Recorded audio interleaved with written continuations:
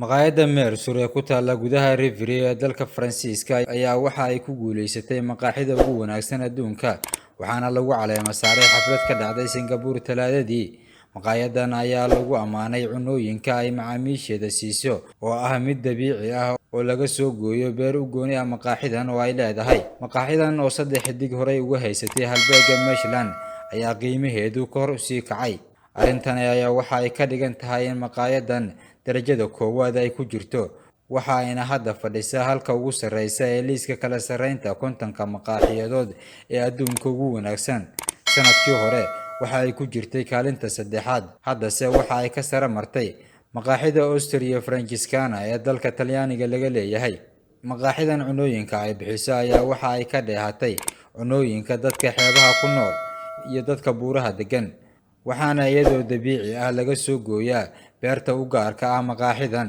madaxa kuuga maqaaxida Maura Collegaro oo wareysi siiyay wakaaladda wararka ee Reuters ayaa waxa uu sheegay inuu haystay inuu samada duulayo kadib markii lagu dhawaaqay in maqaaxidiisu ay ku guuleysatay kala sarreynta dunida maqaaxiyaha ugu wanaagsan.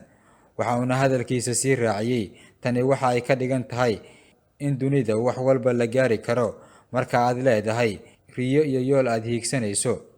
liiska kala sarreynta 50 maqaaxiyadood ee adduunka ugu wanaagsan waxaa la soo bilaabay sanadkii 2002 waxa ayna heshay caanimada u dhiganta halbeegga Stars ee Michelin lagu qiimeyn jiray. xafladda Singapore ka dhacday ayaa waxa ay noqonaysaa xafladii ugu horeysay ee Aasiya lagu qabto.